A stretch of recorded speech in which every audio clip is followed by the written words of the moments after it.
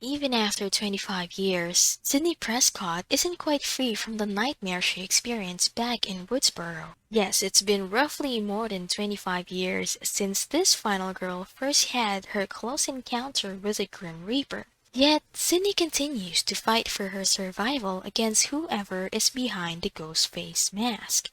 Hello folks, this is Silver Serpent, and in this video, we'll be looking into how Sidney managed to survive her serial killers from time to time.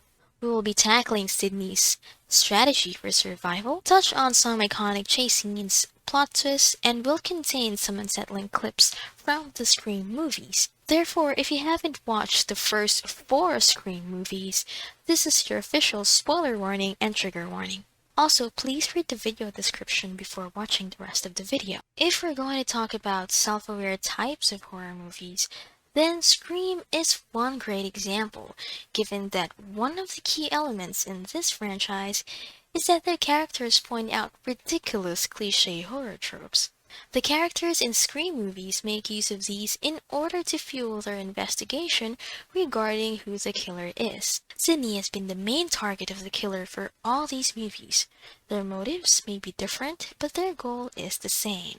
Ever since she was a teenager, she has been chased by countless different serial killers, but apart from severe injuries, Ghostface killers have never managed to really put Sidney down. She continues to be one of the most loved final girls, and a lot of people admire her survival instincts. With that, let's start off the survival instinct reminder list with number 1, run away. And it's not just to cluelessly run away. Sidney always heads to the exit so that she will not be trapped. Easier said than done because panic is a big factor when you're running away from danger. But Sidney has always kept this in her mind. Whether it's a door, a window, or any opening that would result in putting more distance between her and the attacker, she heads towards that exit. Now, running away might not be enough. Therefore, number 2, you have to make sure to lock or barricade the doors. Again, easier said than done given how it might be challenging to focus and have the presence of mind to do it while you're fleeing away from a masked serial killer.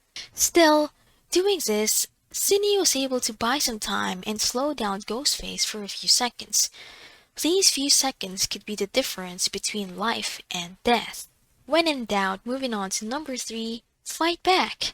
Make use of the environment. This one doesn't specifically just apply to Sidney but also to Gale and Dewey. They made use of the environment to use it either as a weapon or block the killer's path. Weakening your enemy is an effective way to slow them down as well. Throwing bottles, pushing trolleys, swinging a necklace, or just plain kicking. Ghostface will get hurt one way or another. As for number 4, let's hear it from Sidney herself. No, I just found Robbie. This is his blood. Please, there is someone else out here. Let me in. If you can't trust him, don't open the door. My God, let me in. Get away from the door, Charlie. Chloe, it is me. Please, let me in. Get away from the door, Charlie! It's me. Sorry, I can't. Given Sidney's previous experience, it's not surprising that she would be doubtful, especially around new people.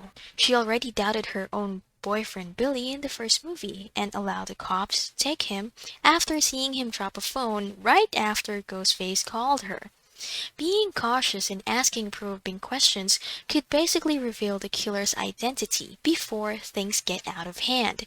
Damn it, Kirby! You should have listened. I knew Charlie was suspicious. Did you happen to know who the killer was before the reveal?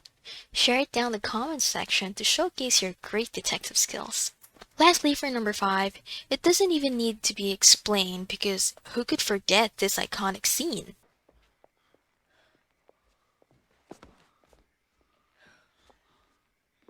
Careful.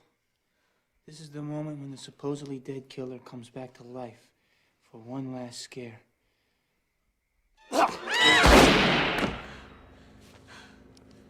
Not in my movie. And that's your guide to surviving your serial killer by Sidney Prescott.